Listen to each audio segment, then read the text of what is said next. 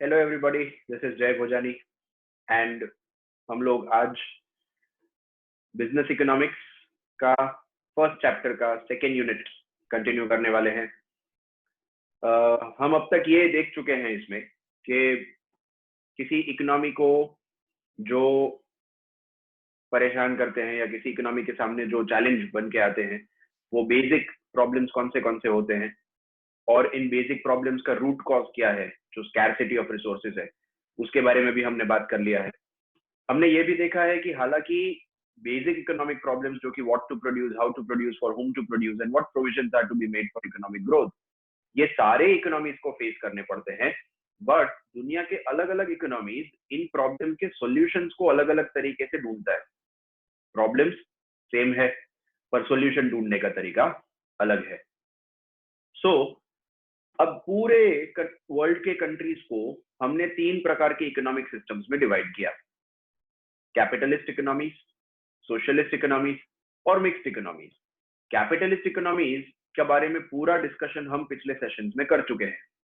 आज का हमारा मेन एजेंडा है सोशलिस्ट इकोनॉमी और मिक्स्ड इकोनॉमी के बारे में डिस्कस करना। अब सोशलिस्ट इकोनॉमी का एक बेसिक कंसेप्ट मैंने लास्ट टाइम आपको सिखाया था कि एक ऐसा इकोनॉमी की जिसमें सारे मेन डिसीजंस वो सेंट्रल प्लानिंग अथॉरिटी के द्वारा लिए जा रहे हैं। So what to produce, how to produce, for whom to produce, and what provisions are to be made for economic growth. ये सारे decisions will be taken by government, या तो जिसको central planning authority भी कह सकते हैं। अब सिंस ये पूरा इकोनॉमी ये गवर्नमेंट के प्लानिंग के हिसाब से और उसके कमांड के हिसाब से चलता है, इसीलिए हम इसको कमांड इकोनॉमी या सेंट्रली प्लान्ड इकोनॉमी के नाम से भी जानते हैं। ये सोशलिस्ट इकोनॉमी का पूरा कंसेप्ट डेवलप किया था सबसे पहले कार्ल मार्क्स और फ्रेडरिक एंजल्स ने उनके बुक में द कम्युनिस्ट मैनिफेस्टो, जिसका डिस्कशन भी लास्ट टाइम हम कर चुके हैं। आज we are going to start with the discussion of features of a socialist economy. अब एक सोशलिस्ट इकोनॉमी में कौन से मेन कैरेक्टरिस्टिक्स होते हैं, कौन से मेन फीचर्स होते हैं, उसको हम बारी बारी यहाँ पे कवर करेंगे। सबसे पहला और सबसे बेसिक जो कैरेक्टरिस्टिक है एक सोशलिस्ट इकोनॉमी का, वो है कलेक्टिव ओनरशिप। कलेक्टिव ओनरशिप का मतलब ये होता है कि जो फैक्टर्स ऑफ प्रोडक्शन है, जो रिसोर्सेज हैं इकोनॉमी के, वो किसी एक इंडिविजुअल ओनरशिप में नहीं है, किसी प्राइवेट सेक्टर के ओनरशिप में नहीं है। सारे के सारे रिसोर्सेज आर कलेक्टिवली ओन्ड, मतलब पूरा सोसाइटी उनको ओन करता है और उनको सोसाइटी के भले के लिए ही उपयोग में लिया जा सकता है। तो अब कोई सोचेगा कि जनाब सोसाइटी कैसे ओन कर सकता है, सोसाइटी थोड़ा कोई इंडिविजुअल है। तो सोसाइटी को जो रिप्रेजेंट कर रहा है ना, वो ओन कर रहा है उन रिसोर्सेज को। सोसाइटी को कौन रिप्रेजेंट कर रहा है? गवर्नमेंट। ठीक है। सो छोटे मोटे अगर बिजनेसेस को आप साइड पे रख दो, तो बाकी सारे जो बड़े रिसोर्सेज हैं, बड़े फैक्टर्स ऑफ प्रोडक्शन है, या बड़े लेवल पे जो एक्टिविटीज हो रही है प्रोडक्शन की, वो सब गवर्नमेंट ओनरशिप पे है। ठीक है। हाँ, ये जरूर है कि गवर्नमेंट ने फिर छोटे मोटे जो बिजनेसेस है उनको छूट दे रखी है। अब जैसे कोई छोटा सा बेचारा दुकानदार है, अपनी किराने की दुकान चलाता है और खुश रहता है यार, तो इसमें गवर्नमेंट बोलेगा कि नहीं यार, तू अपना काम आराम से देख, उसमें हम हिस्सा लेने नहीं आएंगे, वो सोसाइटी का नहीं है, तू ऐसा छोटा लेवल पे काम कर रहे है तो तू तेरे नाम से कर सकता है। ठीक है। देखिए, collective ownership. Now there is a collective ownership of all means of production except small farms, workshops and trading firms which may remain in private hands. तो छोटे मोटे ऐसे बिजनेसेस हैं वो प्राइवेट ओनरशिप में रह सकते हैं। Now as a result of this social ownership, profit motive and self interest are not the driving forces of economic activity. दोस्त, यहाँ पे पूरा गेम चेंज हो गया। कैपिटलिस्ट इकोनॉमी में ड्राइविंग फोर्स क्या हुआ करता था? Profit motive. याद करो वो स्टेटमेंट जो मैंने पिछले सेशंस में बार बार बोला है। क्या है कैपिटलिस्ट इकोनॉमी का सबसे बड़ा पहचान क्या है? तो बोले कैपिटलिस्ट इकोनॉमी में द मेन स्टे इज उसका प्राइवेट प्रॉपर्टी और उसका ड्राइविंग फोर्स है उसका प्रॉफिट मोटिव। मेन स्टे मतलब उसका जो कोर है, उसका जो बेसिक है प्रॉपर्टी, वो क्या है? प्राइवेट प्रॉपर्टी का अधिकार, प्राइवेट ओनरशिप का अधिकार, और उसका ड्राइविंग फोर्स क्या है? Profit motive. यहाँ पे वो हट गया क्योंकि यहाँ पे इंडिविजुअल ओनरशिप ही नहीं है, सारी की सारी ओनरशिप कलेक्टिव है। ठीक है। The resources are used to achieve certain socio economic objectives. तो रिसोर्सेज का उपयोग सोसाइटी के ऑब्जेक्टिव्स को पूरा करने के लिए होता है, किसी एक इंडिविजुअल का जेब भरने के लिए नहीं। ठीक है। सेकेंड जो फीचर है सोशलिस्ट इकोनॉमी का, वो है इकोनॉमिक प्लानिंग। दोस्त, सोशलिस्ट इकोनॉमी पूरा इससे खोपड़ी घिस घिस के प्लान कर करके ऑपरेट किया जाता है। Market forces of demand and supply के सहारे छोड़ नहीं दिया जाता है कि जाओ कंज्यूमर को और प्रोड्यूसर को जो करना है कर लो। नहीं भाई, पूरा प्लानिंग करता है गवर्नमेंट, और पूरा का पूरा जो इकोनॉमी का ऑपरेशन है, क्या प्रोड्यूस होगा, कितनी मात्रा में प्रोड्यूस होगा, ये सब कुछ इस प्लानिंग के चलते तय किया जाता है। ये पूरा जिम्मेदारी सौंपा जाता है किसी सेंट्रल प्लानिंग अथॉरिटी को, जो गवर्नमेंट का ही एक भाग है।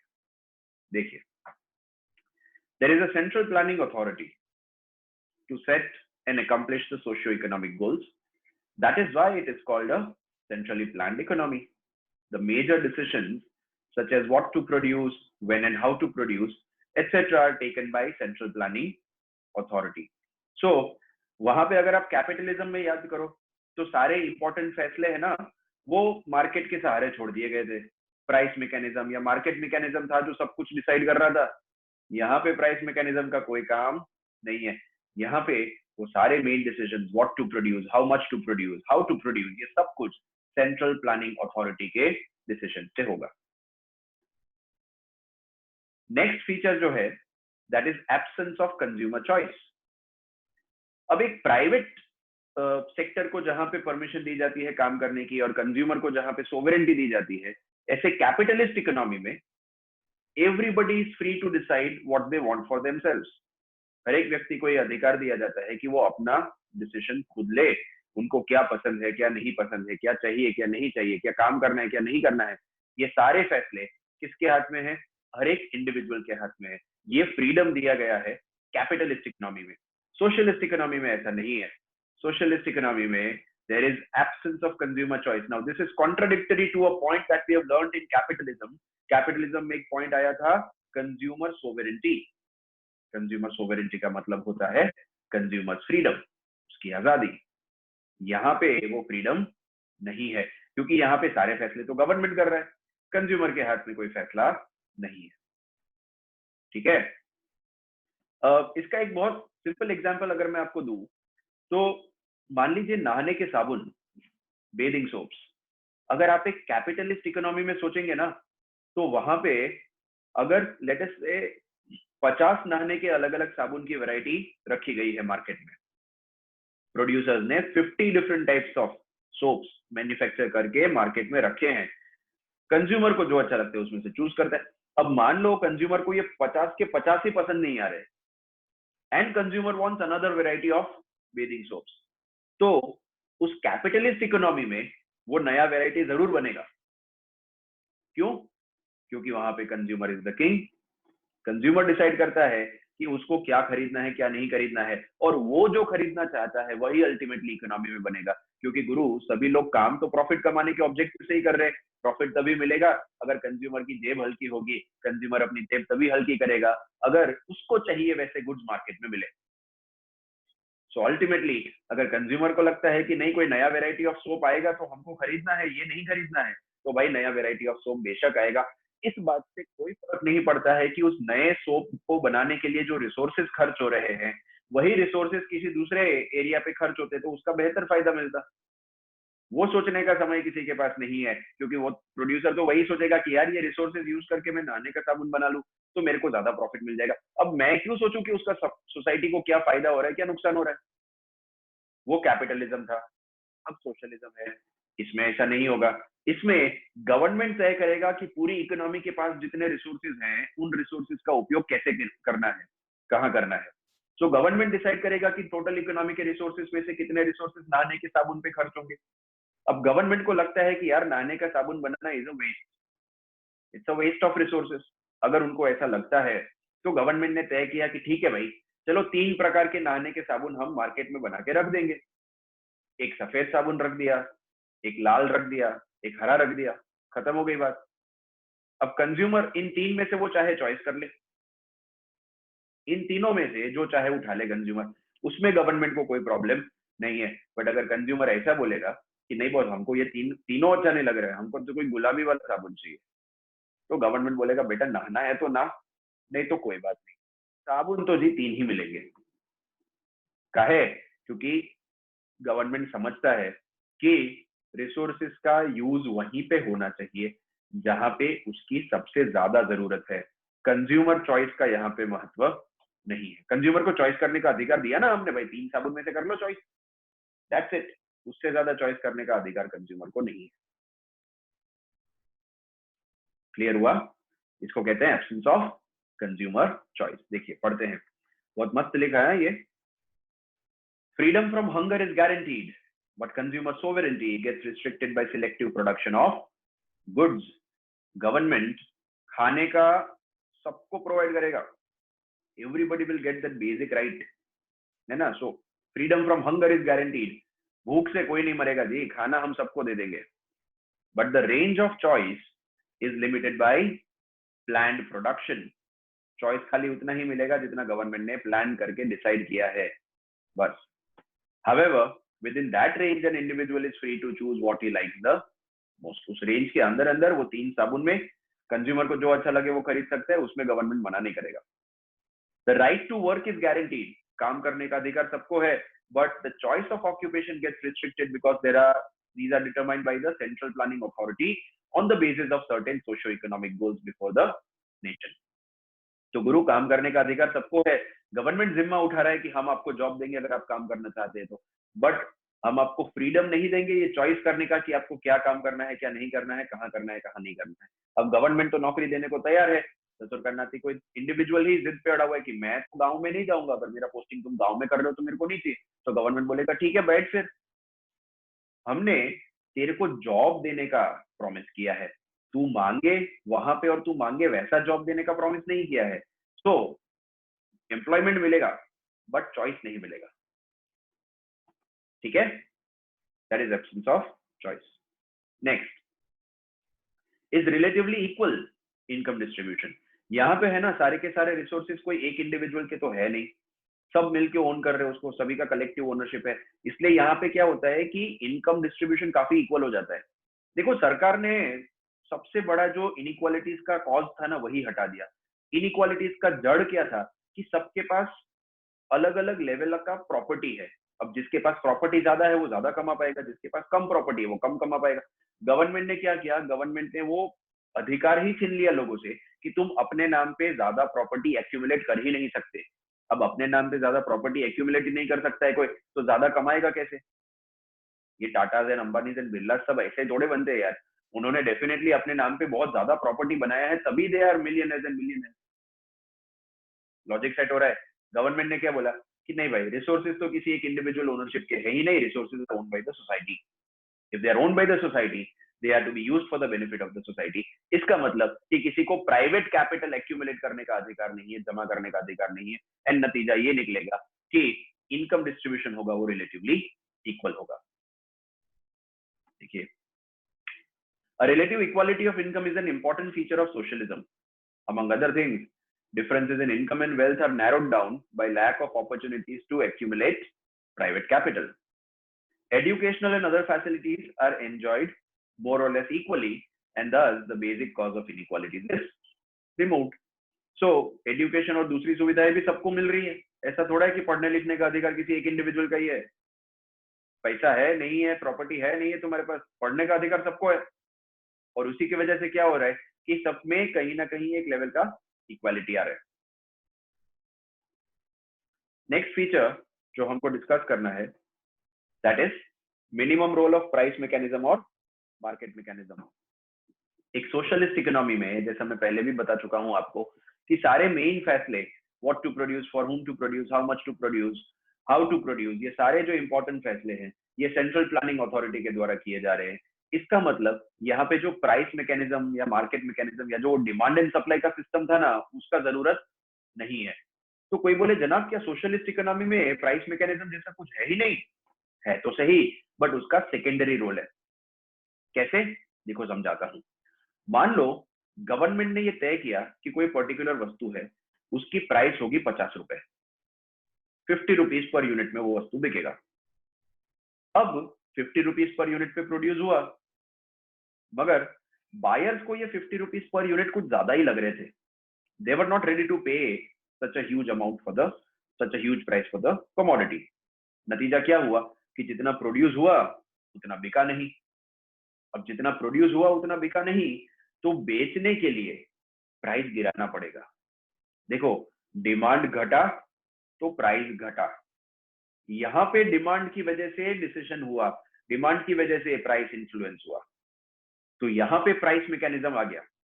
पर ये तुम सोचो, कब आया प्राइस मैकेनिज्म? क्या शुरुआत से ही डिमांड और सप्लाई के आधार पे प्राइस डिसाइड हुआ है? नहीं नहीं नहीं, शुरुआत में तो गवर्नमेंट ने प्राइस डिसाइड किया था. वो गवर्नमेंट के डिसाइड किए हुए प्राइस पे जो इकोनॉमिक एक्टिविटी का लेवल डिसाइड किया था वो नहीं अचीव हुआ, इसलिए फिर डिमांड एंड सप्लाई का द्वारा प्राइस डिसाइड किया गया और डिसीजन चेंज हुआ. तो डिमांड एंड सप्लाई का रोल है इकोनॉमी में, but it's only a secondary role. Primary तो गवर्नमेंट ही डिसाइड करता है कि प्राइस क्या होगा. इसीलिए ऐसा कहा जाता है कि एक सोशलिस्ट इकोनॉमी में जो प्राइस है वो एडमिनिस्टर्ड प्राइस होगा. कौन सा प्राइस होगा? Administered price. एडमिनिस्टर्ड का मतलब कंट्रोल. ठीक है, देखिए, price mechanism exist in a socialist economy but it has only a secondary role. Example, to secure the disposal of accumulated stocks. Accumulated मतलब जमा हुए स्टॉक्स को खाली करने के लिए, उनको डिस्पोज करने के लिए डिमांड एंड सप्लाई का यूज करेंगे, बट अदरवाइज डिसीजन किसने लिया था प्राइस का? गवर्नमेंट ने. Since allocation of productive resources is done according to a predetermined plan, the price mechanism as such does not influence these decisions. सारा का सारा फैसला तो भाई प्लानिंग के हिसाब से हुआ था, इसलिए प्राइस मैकेनिज्म इन डिसीजंस को इन्फ्लुएंस नहीं करता है. In the absence of profit motive, price mechanism loses its predominant role in the economic decision. Since profit motive ही नहीं है, इसलिए प्राइस मैकेनिज्म का कोई ज्यादा महत्व भी नहीं है. The price prevailing under socialism are administered prices which are set by the central planning authority on the basis of socio-economic objectives. ठीक है, और नेक्स्ट एंड लास्ट जो कैरेक्टरिस्टिक देखना है हमको, that is absence of competition. अब एक socialist market में, सोशलिस्ट इकोनॉमी में आप कंपटीशन जनरली नहीं देखते हैं. अब कंपटीशन होगा भी कैसे ना भाई? सारा का सारा रिसोर्सेज किसके ओनरशिप में है? गवर्नमेंट के. सारे के सारे फैक्ट्रीज, माइन कौन संभाल रहा है? गवर्नमेंट. अब गवर्नमेंट ही एंटरप्रेन्योर है, तो दूसरा कोई आना ही नहीं है मार्केट में, दूसरे किसी को आना अलाउड ही नहीं है, तो कंपटीशन कहां से पैदा होगा? Everything is owned by government, so there is no competition. Since the state is the sole entrepreneur, there is absence of competition under socialism. ठीक है, अब डिस्कस करने हैं मेरिट्स एंड डीमेरिट्स. बराबर, एक सोशलिस्ट इकोनॉमी के मेरिट्स एंड डीमेरिट्स. जैसे हमने कैपिटलिज्म के मेरिट्स एंड डीमेरिट्स का डिस्कशन किया था, वैसे अब सोशलिज्म का भी है. वैसे यार, अगर तुमको कैपिटलिज्म का मेरिट्स डीमेरिट्स समझ में आ गया था ना, तो उसका ऑपोजिट हो जाएगा यहाँ पे.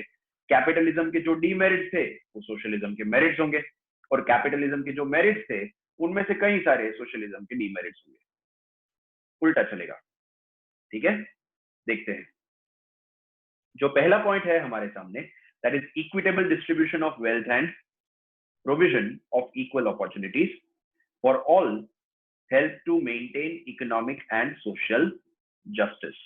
So समाज में जस्टिस रहेगा, एक फेयरनेस रहेगा, न्याय रहेगा. मतलब किसी को ऐसा नहीं लगेगा कि यार हमारे साथ अन्याय हुआ है, हमारे साथ कुछ गलत हुआ है, हमको एक्सप्लॉइट करके दूसरे आगे निकल गए. ऐसा नहीं होगा. क्यों? क्योंकि वेल्थ एंड इनकम का इक्विटेबल डिस्ट्रीब्यूशन किया गया है. ना सिर्फ ये, मगर अपॉर्चुनिटीज भी सबको एक समान दी गई है. जैसे पढ़ाई करने का अपॉर्चुनिटी सबको एक जैसा मिला है. अमीरी या गरीबी देख के डिसाइड नहीं हुआ है कि कौन कैसा पढ़ाई करेगा, सबको एक जैसा मौका मिला है. तो आगे आने का अपॉर्चुनिटी भी सबके लिए सेम है. Second, rapid and balanced economic development. अब एक सोशलिस्ट इकोनॉमी में इकोनॉमिक डेवलपमेंट रैपिड तो होगा, मतलब तेज तो होगा ही, साथ साथ में बैलेंस भी होगा. मतलब हर एक रीजन को, सोसाइटी के हर एक पार्ट को, हर एक सेक्शन को कवर करके डेवलप करने का कोशिश किया जाएगा. ऐसा नहीं कि जो आगे निकल रहे हैं उनको निकलने दो और जो पीछे छूट गए वो भले छूटे. ऐसा नहीं होगा. It's a balanced economic development. ठीक है, So ये rapid and balanced economic development is possible in socialist economy because central planning authority coordinates all resources in an efficient manner according to the set priority. Next, socialist economy is a planned economy और इसीलिए इसमें resources का better utilisation होता है. ऐसे waste नहीं होंगे resources जब गवर्नमेंट को पता है कि उनका बेहतर उपयोग हो सकता है. यहाँ पानी की बर्बादी हो रही है और यहाँ लोग पीने का पानी भी गटर से और नालों से बढ़ रहे हैं. इतनी खराब सिचुएशन नहीं होने देगा गवर्नमेंट. पूरा इकोनॉमी प्लानिंग के हिसाब से चल रहा है. इसका मतलब गवर्नमेंट को पता है कि टोटल रिसोर्सेज कितने हैं और उनका बेस्ट यूटिलाइजेशन कहाँ हो सकता है. इसीलिए यहाँ पे वेस्टेज ऑफ रिसोर्सेज भी नहीं होता है. So all kinds of waste are avoided. सब प्लान करके अगर खर्च किया जाएगा तो डेफिनेटली वेस्ट बच सकता है. वेस्ट से हम वेस्ट करने से बच सकते हैं. अच्छा, ना ही यहाँ पे एडवर्टाइजमेंट का फिजूल खर्ची है. ये भी एक बहुत इंपॉर्टेंट पॉइंट है. ये कैपिटलिज्म का डीमेरिट था अगर आप याद करिए तो, कि वहां पे बहुत तगड़ा कंपटीशन होने की वजह से एडवर्टाइजमेंट पे बहुत फिजूल खर्ची होती है. अल्टीमेटली जिसका नतीजा कौन भुगतता है? कंज्यूमर. जितना एडवर्टाइजमेंट ज्यादा हो रहा है उतना ही कंज्यूमर को ज्यादा प्राइस पे करना पड़ रहा है उस वस्तु का, है ना. ये बड़े बड़े मूवी स्टार्स अगर अपने हाथ में कोई पर्टिकुलर प्रोडक्ट लेके हमको नहीं बताते तो शायद हमको वही प्रोडक्ट सस्ते भाव में मिल जाता. बट नहीं, सिंस वो एडवर्टाइजमेंट किया गया इसलिए वो हमारे लिए महंगा हो गया. ठीक है. नेक्स्ट,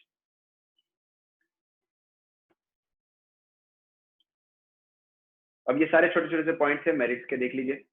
पहला है, एक सोशलिस्ट इकोनॉमी में अनएम्प्लॉयमेंट घटता है क्योंकि गवर्नमेंट काम सबको देगा. बिजनेस फ्लक्चुएशंस एलिमिनेट हो जाते हैं. बिजनेस फ्लक्चुएशन मतलब जो कभी अप्स एंड डाउन आते रहते हैं बिजनेस में, है ना. कभी अच्छा है दौर, कभी मस्त तेजी में चल रहा है बिजनेस तो कभी मंदी आ जाती है. वो नहीं होगा और पूरी इकोनॉमी की स्टेबिलिटी रहेगी. ठीक है. फिर क्लास वॉर्स से बचा जा सकता है. What are class wars guys? जैसे high class, low class, rich class, poor class, middle class, lower middle class, upper middle class, है ना. ये क्लास वॉर्स हैं सारे. अब एक सोशलिस्ट इकोनॉमी में गवर्नमेंट ने वो प्रॉफिट मोटिव ही हटा लिया है. मतलब कोई अपने इंडिविजुअल बेनिफिट के लिए काम ही नहीं कर रहा है. जो कुछ भी काम हो रहा है ना दोस्त, वो पूरे समाज के लिए हो रहा है. कुछ बन रहे हैं तो पूरे समाज के लिए बन रहे हैं, वो किसी इंडिविजुअल के बेनिफिट के लिए नहीं है. सो यहाँ पे इक्वालिटी है जिससे कि सोसाइटी का वेलफेयर बढ़ता है और ये क्लास वॉर्स से बचा जा सकता है. ठीक है. फिर ये तो मैं पहले भी बता चुका हूं कि गवर्नमेंट एक मिनिमम स्टैंडर्ड ऑफ लिविंग सबको प्रोवाइड करेगा. रहने को ठीक ठाक घर है, एजुकेशन, हेल्थ केयर, इलेक्ट्रिसिटी, पीने का साफ पानी, ये बेसिक सुविधा है. जॉब, ये बेसिक सुविधा है, सबको मिलेगी. इस पे सबका अधिकार है. Minimum standard of living is for everybody. हाँ, फिर सबकी काबिलियत पे निर्भर करता है, जो जितना आगे बढ़ सके बढ़े, बट एक मिनिमम स्टैंडर्ड ऑफ लिविंग तो सबको मिलेगा. अच्छा, सोशलिज्म का एक बहुत अच्छा पॉइंट ये माना जाता है कि इसमें लेबरर्स और कंज्यूमर्स दोनों को एक्सप्लॉयटेशन से बचाया जा रहा है. लेबरर्स को एम्प्लॉयर्स के एक्सप्लॉयटेशन से बचा लेते हैं और कंज्यूमर्स को मोनोपोलीज के एक्सप्लॉयटेशन से बचा लेते हैं, है ना. अब अगर एम्प्लॉयर कैपिटलिस्ट इकोनॉमी का आप याद करो तो कम वेजेस देगा, ज्यादा काम करवाएगा, किसी ना किसी तरीके से कम खर्चे में ज्यादा से ज्यादा काम निकलवाने का कोशिश करेगा वर्कर के पास से. Right, that was exploitation. उसी तरह अगर मोनोपोली क्रिएट हो जाती है प्राइवेट सेक्टर की तो वो कंज्यूमर को बहुत ज्यादा प्राइसेस पे अपना गुड्स बेचता है, जिसकी वजह से अगेन कंज्यूमर का लॉस होता है. कंज्यूमर को एक्सप्लॉइट होना पड़ रहा है. सो इन एक्सप्लॉयटेशन से सोशलिस्ट इकोनॉमी बचाता है दोनों को ही, लेबरर्स को भी और कंज्यूमर्स को भी.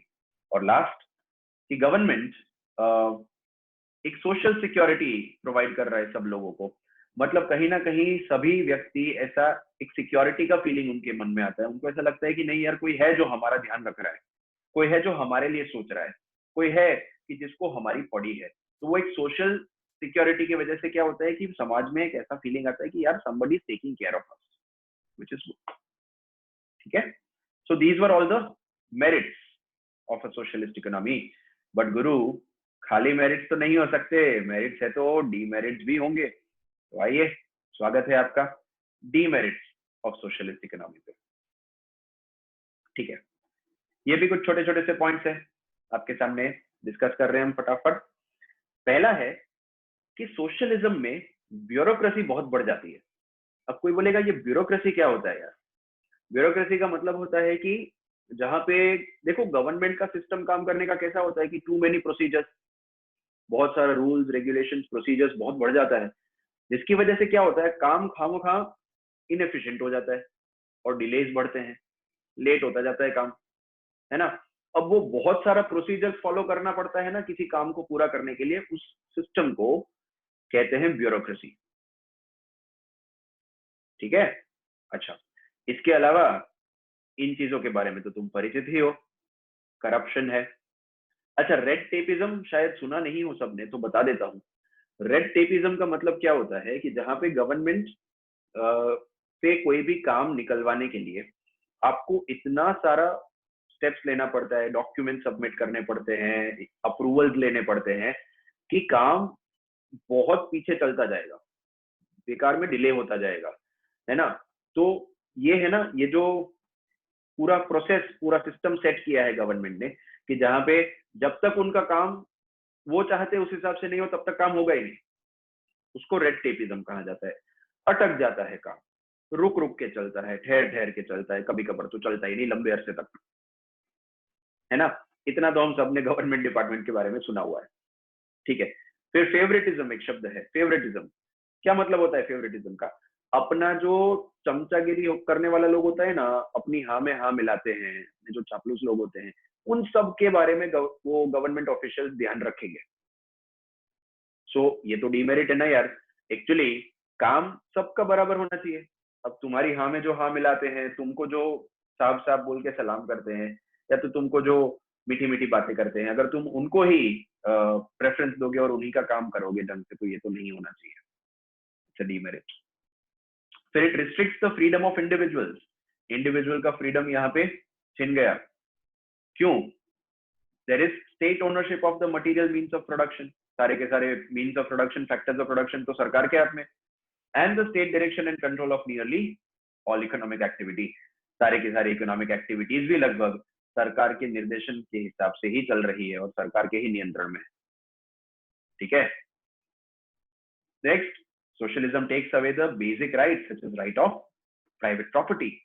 प्राइवेट प्रॉपर्टी के लिए यहाँ पे कोई जगह नहीं है भाई, there is no right to the people to accumulate private property in their own names and use it for their own benefit, वो अधिकार नहीं मिलता है यहाँ पे।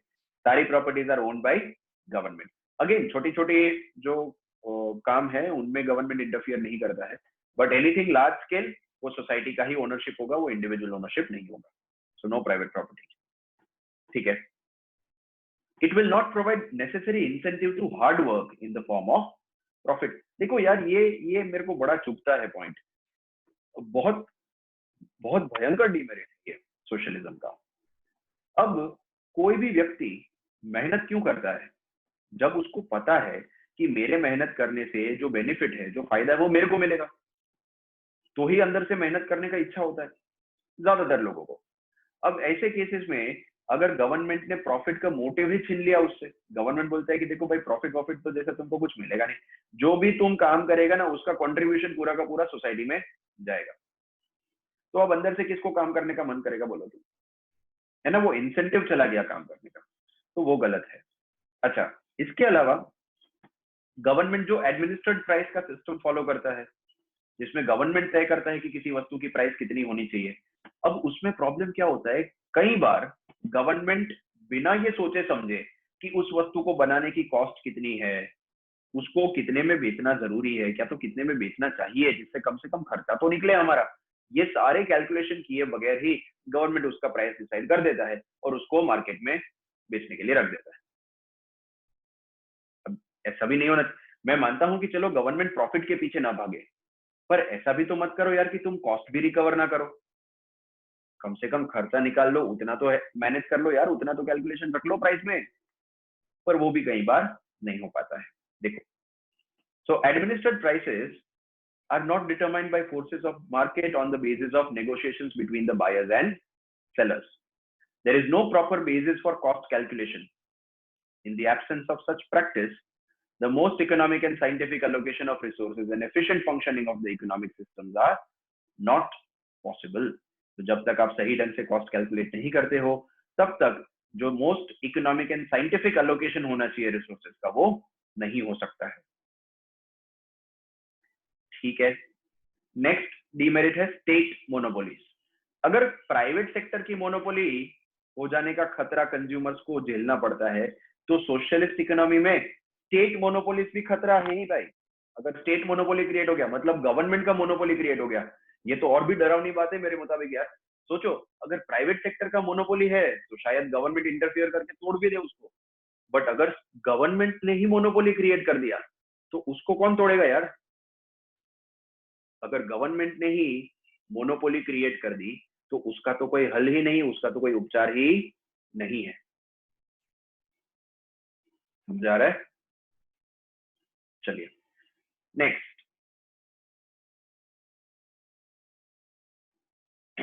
Under socialism consumers have no freedom of choice. ये तो हम देख ही चुके हैं कि कंज्यूमर अपने हिसाब से कोई वस्तु चूज नहीं कर सकता है। वो डिसाइड नहीं कर सकता है कि उसको क्या चाहिए क्या नहीं चाहिए, उसको जो भी गवर्नमेंट प्रोवाइड करेगा वो लेना पड़ेगा। उसमें से with in those options available वो चॉइस कर सकता है, बट उसके अलावा चूज करने का अधिकार उसके पास नहीं है। Therefore, what the state produces has to be accepted by the consumers. No importance is given to the personal efficiency and productivity. कोई इंसान कितना मेहनत कर रहा है, कितना एफिशिएंटली काम कर रहा है, उसको ध्यान में नहीं लिया जाएगा। अगर सेम लेवल पे काम कर रहे हैं तो सेम सैलरी मिलेगी। यार ये तो गलत है। अंदर से बंदे का पूरा मोटिवेशन ही खत्म हो जाएगा मेहनत करने का। कोई क्यों मेहनत करे जब उसको पता है कि यार मैं 8 घंटे काम करता हूँ, पूरा ईमानदारी से काम करता हूँ, और वो मेरा पड़ोसी है ना वो 6 घंटे काम करके इधर उधर थोड़ा टाइम पास करके निकल जाता है। अब पगार उसको भी उतना ही मिल रहा है, मेरे को भी उतना ही मिल रहा है, हम दोनों को सेम लेवल पे देख रहा है, गवर्नमेंट हमारे बीच में डिस्टिंग्विश ही नहीं कर रहा है, तो why should I work hard. और ये क्या होता है, this acts as a disincentive to work, इसलिए अंदर से काम करने की प्रेरणा चली जाती है। And last, extreme form of socialism is not at all practicable. 100% socialist economy possible नहीं। ठीक है, तो ये गाइस थे सारे डीमेरिट्स एक सोशलिस्ट इकोनॉमी के।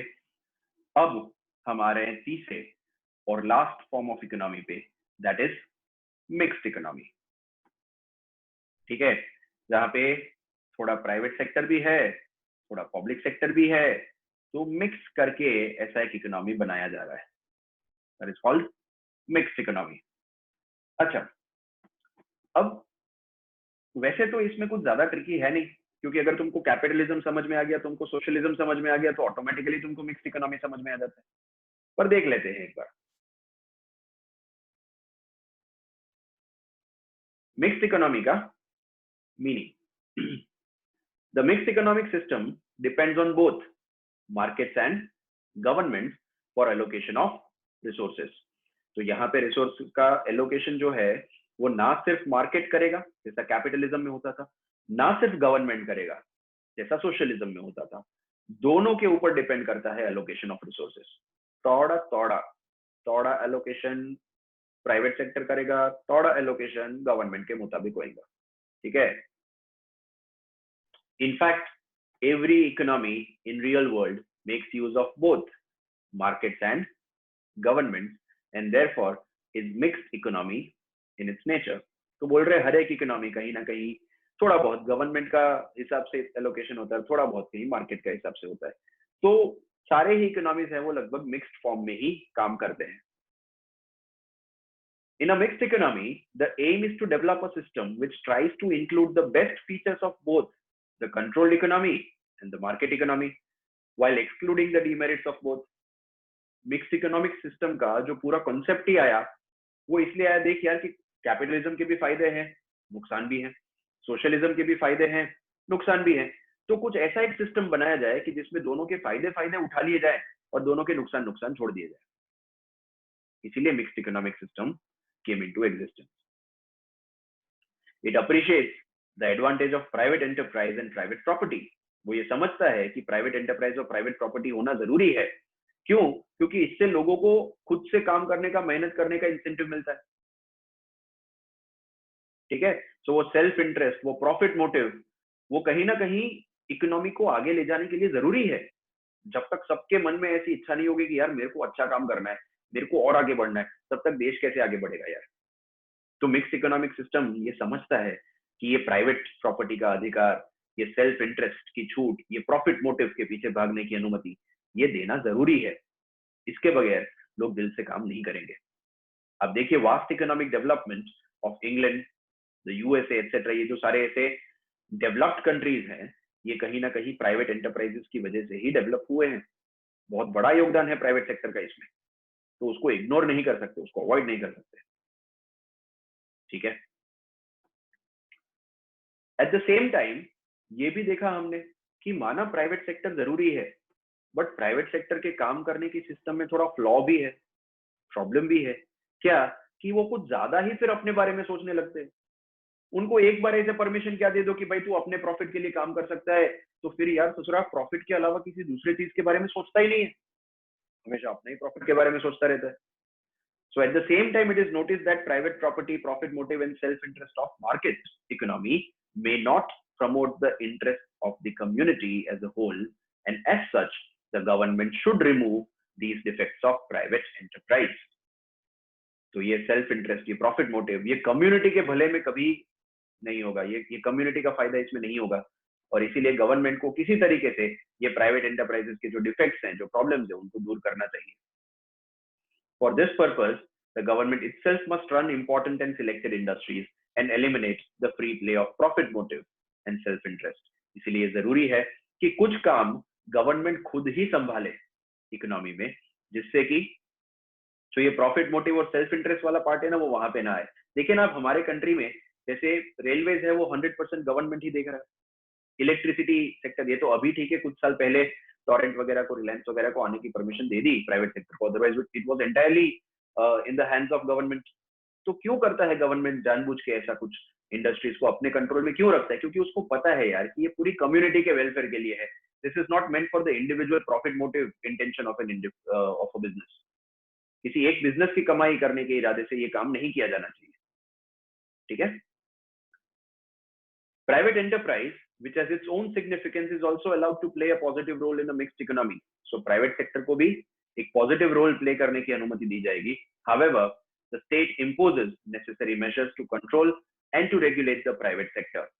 Government ये ध्यान रखेगा कि प्राइवेट सेक्टर को कंट्रोल करने के लिए, उसको रेगुलेट करने के लिए जो रूल्स एंड पॉलिसीज बनाने जरूरी है, वो हम बनाएं, to ensure that they function in accordance with the welfare objectives of the nation. Country के वेलफेयर ऑब्जेक्टिव्स को ध्यान में रखते हुए ही प्राइवेट सेक्टर को काम करने का परमिशन मिलना चाहिए। सो बेसिकली प्राइवेट सेक्टर है तो सही, बट गवर्नमेंट के इशारे पे नाचता है। ठीक है अच्छा, मिक्स्ड इकोनॉमी के फीचर्स के नाम पे ज्यादा कुछ है नहीं। एक ही सबसे बड़ा फीचर है मिक्स्ड इकोनॉमी का, वो ये है कि इसमें प्राइवेट सेक्टर और पब्लिक सेक्टर्स को एग्जिस्ट करते हैं, साथ साथ में काम करते हैं। ठीक है, तो एक मिक्स्ड इकोनॉमी में अगर आप देखें कितने सेक्टर्स होंगे, तो there will be 3 types of sectors that will be working in the mixed economy. पहला है द पब्लिक सेक्टर, दूसरा प्राइवेट सेक्टर, एंड तीसरा द कंबाइंड सेक्टर या तो जॉइंट सेक्टर, जिसमें दोनों होंगे, गवर्नमेंट का भी स्टेक है और प्राइवेट सेक्टर का भी ओनरशिप है। पब्लिक सेक्टर क्या है? ये वो इंडस्ट्रीज हैं कि जो प्रॉफिट मोटिव के लिए काम नहीं कर रहे, ये गवर्नमेंट ने सेटअप किया है, जो कम्युनिटी के वेलफेयर के लिए काम कर रहे हैं। It is not meant for profit earning, उसका मकसद ही नहीं है प्रॉफिट कमाना। तो प्राइवेट सेक्टर क्या है? इसमें production and distribution are managed and controlled by private individuals and groups. Industries in this sector are based on self interest and profit motive. ये तो प्राइवेट सेक्टर है ना, तो ये प्रॉफिट मोटिव के लिए ही काम करता है। The system of private property exists and personal initiative is given full scope. However, private enterprises may be regulated by the government directly or indirectly by a number of policy instruments. So, भले करो ना भाई, profit के लिए काम करो, government बोला उनको, मगर रूल्स एंड रेगुलेशंस हम बनाएंगे। So overall policy making government ने जब करा होगा ना, तो उसमें ध्यान रखा होगा कि प्राइवेट सेक्टर को छूट दो, उनको काम करने दो, अपने हिसाब से कमाने दो प्रॉफिट, हमको कोई प्रॉब्लम नहीं है। बट ये ध्यान रखना है बस कि उनके काम करने के साथ साथ सोसाइटी का भी कुछ भला हो रहा है। ऐसा नहीं कि सिर्फ उन्हीं की जेब भर रही है और लोगों का नुकसान हो रहा है, सोसाइटी का नुकसान हो रहा है, ऐसा नहीं चाहिए। तीसरा है कंबाइंड सेक्टर, जिसमें दोनों आ गए। A sector in which both the government and the private enterprise have equal access and join hands to produce commodities and services, leading to the establishment of joint sector. तो दोनों को इसमें काम करने की परमिशन है और दोनों साथ मिलकर काम कर सकते हैं, जिसकी वजह से ये जॉइंट सेक्टर कहलाता है। ठीक है, सो एक मिक्स्ड इकोनॉमी में ये तीन प्रकार के सेक्टर्स आपको देखने मिलेंगे। दैट्स इट, फीचर्स के नाम पे तो यही है। अब मेरिट्स एंड डीमेरिट्स की बात हो जाए थोड़ी।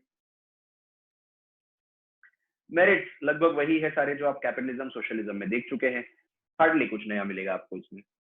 दोनों के बेस्ट पॉइंट्स उठा लिए। देखो, economic freedom, existence of private property, incentive to work and capital formation, ये सब कुछ कैपिटलिज्म का बेनिफिट था अगर आप याद करो तो। फिर प्राइस मैकेनिज्म काम करता है, जिसकी वजह से कंपटीशन आता है, डिसीजन मेकिंग सुधरता है, रिसोर्सेज का सही एलोकेशन होगा। ये सारे फायदे अगेन कैपिटलिज्म के जुड़े हुए हैं। फ्रीडम है भाई कंज्यूमर को, फिर से कंज्यूमर सोवरेंटी, आजादी। ठीक है, सो कंज्यूमर को चॉइस करने की आजादी मिलती है, मतलब वो वस्तुएं खरीद सकता है कि जिससे उसका सेटिस्फेक्शन लेवल बढ़े। नेक्स्ट, इंसेंटिव्स फॉर इनोवेशन, कुछ कुछ नया करने की हमेशा मन में इच्छा होगी एक मिक्स्ड इकोनॉमी में, क्योंकि गवर्नमेंट इंसेंटिव देता है कि अगर कोई कुछ नया कर रहा है, कुछ अलग से हट के कुछ काम करने का कोशिश कर रहे हैं, तो गवर्नमेंट विल एनकरेज दैट, है ना। तो टेक्नोलॉजिकल प्रोग्रेस होगा, कुछ इनोवेशन हो गए इकोनॉमी में, जिसकी वजह से पूरा कंट्री आगे बढ़ पाएगा। Next, it encourages risk taking, government risk taking को थम्स अप देता है, बोले कि तुम काम करो, तुम मेहनत करो, तुम रिस्क उठाओ, जहां पे भी हम हेल्प कर सकते हैं हम करेंगे। इसीलिए तो देखो ना, हमारे कंट्री में भी एंटरप्रेन्योर्स को आगे लाने के लिए गवर्नमेंट कितना फैसिलिटी प्रोवाइड करता है। छोटे उद्योगों में गवर्नमेंट कितना हेल्प करता है, उनका सब्सिडीज देता है, ग्रांट्स देता है ना। स्पेशल इकोनॉमिक जोन क्रिएट किए गए हैं। तो ये सब क्या है, कहीं ना कहीं रिस्क टेकिंग को बढ़ावा दिया जा रहा है कि लोग आगे आए, थोड़ा काम करें और खुद भी डेवलप हो, कंट्री के डेवलपमेंट में भी योगदान दे। Next, economic planning and rapid economic development, ये सोशलिज्म का फायदा हो गया कि वो प्लान करके सब डिसाइड किया जाएगा। सेंट्रल प्लानिंग अथॉरिटी एक होता है जो सब प्लान करके तय करता है कि रिसोर्सेज कहाँ यूज होंगे, कितने यूज होंगे। तो उसका क्या बेनिफिट है कि इकोनॉमिक प्लानिंग सही ढंग से किया गया है तो रैपिड इकोनॉमिक डेवलपमेंट होगा, तेजी से आगे बढ़ पाएंगे। फिर इक्वालिटी बनी रहेगी दोस्त, इकोनॉमिक और सोशल इक्वालिटी रहेगी और एक्सप्लॉयटेशन से बचाया जाएगा लोगों को, कंज्यूमर्स को भी और लेबर्स को भी। अगेन ये भी किसका, सोशलिज्म का ही बेनिफिट था जो हमने देखा हुआ है पहले। और disadvantages of cutthroat competition are averted through government's legislative measures such as environment and labor regulation. So government क्या करता है, रूल्स बना देता है, रेगुलेशंस बना देता है, जिससे जो बहुत कट थ्रोट कंपटीशन होता है ना, कट थ्रोट कंपटीशन मतलब बहुत सीवियर कंपटीशन, तो उससे गवर्नमेंट मार्केट को हटा लेता है कि यार इतना ज्यादा कंपटीशन का जरूरत नहीं है, बेकार में रिसोर्सेज बर्बाद कर दोगे और पर्यावरण को नुकसान पहुंचाओगे, कंज्यूमर्स का एक्सप्लॉयटेशन करोगे, लेबर्स का एक्सप्लॉयटेशन करोगे, इतना नहीं चाहिए कंपटीशन, है ना। तो गवर्नमेंट उसके लिए अकॉर्डिंगली रूल्स एंड रेगुलेशन बना देता है। चलिए, अब मेरिट्स तो है, देखो इसमें कैपिटलिज्म के भी मेरे को मेरिट्स नजर आ रहे हैं, सोशलिज्म के भी मेरिट्स नजर आ रहे हैं। अब सवाल ये उठता है कि क्या सिर्फ मेरिट्स ही है, इसमें कोई डीमेरिट नहीं है? डीमेरिट्स भी हैं, देखो। However, mixed economy is not always a golden path between capitalism and socialism. Mixed economy हमेशा से बेस्ट नहीं है, उसमें भी खामियां हैं, कुछ लिमिटेशंस, कुछ प्रॉब्लम्स उसमें भी हैं। जैसे मिक्स्ड इकोनॉमी में ये प्रॉब्लम्स आपको देखने को मिलेगा। ये क्या हो रहा है, दिख रहा है ना, यहाँ पे दिख रहा है ना क्या हो रहा है। So reduce incentives and constraint growth of the private sector, private sector को जितने इंसेंटिव चाहिए आगे बढ़ने के लिए उतने नहीं मिलते हैं, और प्राइवेट सेक्टर की ग्रोथ पे लगाम डाल दी है गवर्नमेंट ने। तो गवर्नमेंट तय करता है कि प्राइवेट सेक्टर कितना आगे जा सकता है। फिर प्लानिंग तो कर लेते हैं, मगर प्लानिंग का इम्प्लीमेंटेशन सही ढंग से नहीं कर पाते, टैक्सेस ज्यादा लगा बैठते हैं, एफिशिएंसी कम हो जाती है, करप्शन को बढ़ावा मिलता है, रिसोर्सेज का वेस्टेज, फालतू का डिले, ये सारे प्रॉब्लम्स आपको देखने को मिलेंगे एक मिक्स्ड इकोनॉमी में। अच्छा, थोड़ा ध्यान से सोचो, इसमें से कई सारे प्रॉब्लम्स ऑलरेडी सोशलिज्म में थे ही। मतलब जो इरादा था मिक्स्ड इकोनॉमिक सिस्टम बनाने का कि कैपिटलिज्म और सोशलिज्म दोनों के फायदे फायदे उठा ले और दोनों के डीमेरिट्स छोड़ दे, आई थिंक हम उसमें सक्सेसफुल नहीं हुए, क्योंकि ये सारे प्रॉब्लम्स जो अभी हमने यहाँ पे देखे, ये किसी भी मिक्स्ड इकोनॉमिक सिस्टम में देखे ही जाते हैं। Last, there is a very important problem, very severe problem in a mixed economic system, that is कि पब्लिक सेक्टर और प्राइवेट सेक्टर के बीच में एक सही बैलेंस मेंटेन नहीं कर पाते, है ना। कुछ करते हैं मुश्किल से बैलेंस बनाने के लिए और फिर से बिगड़ जाता है। देखो, अगर बहुत ज्यादा छूट दे दी प्राइवेट सेक्टर को तो फिर गवर्नमेंट के होने का मतलब ही क्या है। और अगर गवर्नमेंट बहुत ज्यादा इंटरफियर करने लगे तो भाई साहब प्राइवेट सेक्टर को रखा ही क्यों है, अपने हिसाब से ही कर लो सारा काम। तो ये सही एक बैलेंस बना के रखना बहुत जरूरी है। प्राइवेट सेक्टर और पब्लिक सेक्टर के बीच में एक राइट बैलेंस ही मिक्स्ड इकोनॉमिक सिस्टम की सफलता की चाबी है, बट वो बैलेंस बनाना बहुत मुश्किल। In the absence of strong government initiatives, the private sector is likely to grow disproportionately. Disproportionately मतलब सही लेवल पे उसका ग्रोथ नहीं हो पाएगा, सही प्रपोर्शन में, सही मात्रा में उसका ग्रोथ नहीं हो पाएगा। The system would then resemble capitalism with all its disadvantages. तो यार फिर तो ये कैपिटलिज्म जैसा ही हो गया कि अगर प्राइवेट सेक्टर बहुत ज्यादा मात्रा में फैल गया, अगर गवर्नमेंट ने सही लेवल ऑफ कंट्रोल नहीं रखे, प्राइवेट सेक्टर बहुत ज्यादा फैल गया, तो वो कैपिटलिज्म ही हो गया और उसके सारे डिमेरिट्स फिर इकोनॉमी में आपको देखने को मिलेंगे। ठीक है, सो ये डिमेरिट्स थे मिक्स्ड इकोनॉमिक सिस्टम के। अब थोड़ा याद करते हैं जो कुछ पढ़ा था पिछले सेशंस में भी। Let's see if we are able to crack some MCQs. ऐसे थोड़ा खोपड़ी खो जाने का भाई अभी, ठीक है। सोचो, विच of the following is not another name for capitalist economy. इनमें से कौन सा कैपिटलिस्ट इकोनॉमी का दूसरा नाम नहीं है?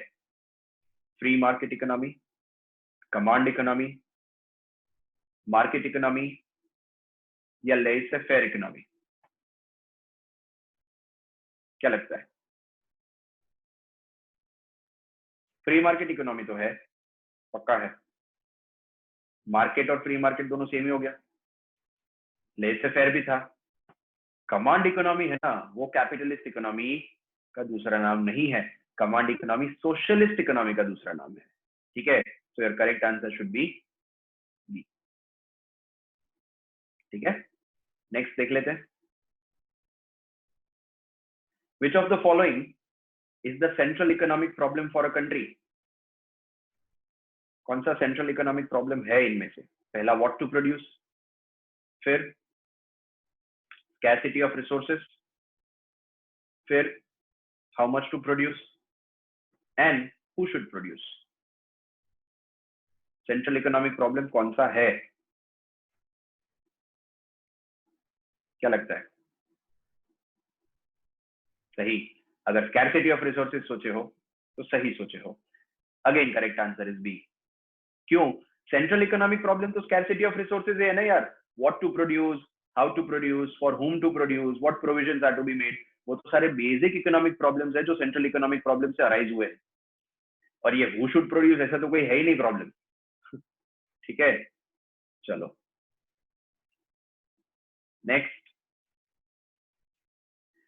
A capitalist economy uses blank as the principal means of allocating resources. क्या यूज करता है कैपिटलिस्ट इकोनॉमी रिसोर्सेज का अलोकेशन करने के लिए? पहला है डिमांड, दूसरा सप्लाई, तीसरा एफिशिएंसी, चौथा prices.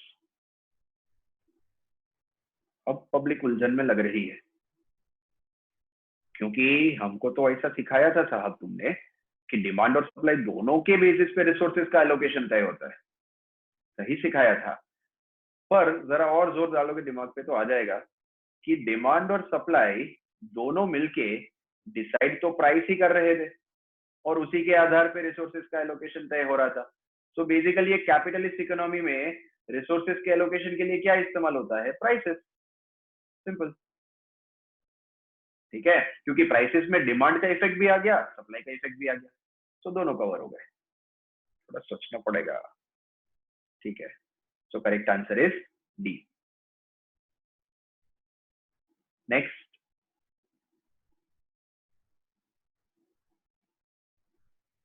which of the following statements does not apply to a market economy? कौन सा मार्केट इकोनॉमी पे एप्लीकेबल नहीं है, ऐसा पूछा है। The firms decide whom to hire and what to produce. किनको हायर करे काम पे और क्या प्रोड्यूस करे, ये फर्म डिसाइड करता है। दूसरा, firms aim at maximizing profits. Households decide which firms to work for and what to buy with their incomes. Household decide करते हैं कि उनको कहाँ काम करना है और उनके पैसे से क्या खरीदना है। और चौथा, government policies are the primary forces that guide the decisions of firms and households. Firms और हाउसहोल्ड्स के डिसीजन गवर्नमेंट पॉलिसीज के आधार पे बनते हैं। इनमें से कौन सा मार्केट इकोनॉमी के लिए एप्लीकेबल नहीं है? अब मार्केट इकोनॉमी का मतलब हम जानते ही हैं, कैपिटलिस्ट इकोनॉमी। सो कैपिटलिस्ट इकोनॉमी में कौन सा एप्लीकेबल नहीं होगा? Of course the correct answer should B D. क्यों? गवर्नमेंट पॉलिसीज डिसाइड नहीं करते हैं यहाँ पे कि हाउसहोल्ड्स और फर्म्स क्या डिसाइड करेंगे, गवर्नमेंट पॉलिसी के बेसिस पे तय नहीं होता है, उनके अपने इंडिविजुअल चॉइस पे डिपेंड करेगा। Government does not influence that. ठीक है, and last, freedom of choice is the advantage of. कहां मिलता है freedom of choice? Socialism, capitalism, communism या नन ऑफ द अबव? ये तो इजी है। फ्रीडम ऑफ चॉइस किसका एडवांटेज है? अरे ये मिस्टेक है, कैपिटलिज्म का एडवांटेज है। Freedom of choice is the advantage of capitalism. ठीक है, चॉइस सोशलिज्म में नहीं होता है। Freedom of choice is not the advantage of socialism, it is the advantage of capitalism. Let me change this up front.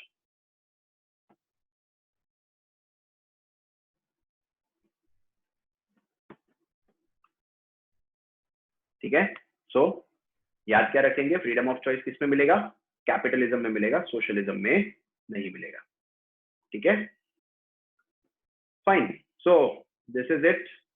मेरी तरफ से chapter यहाँ पे खत्म होता है। चैप्टर ओवर, यूनिट ओवर, और आज का सेशन भी over. Thank you very much for your time. Hope you are all safe in your houses.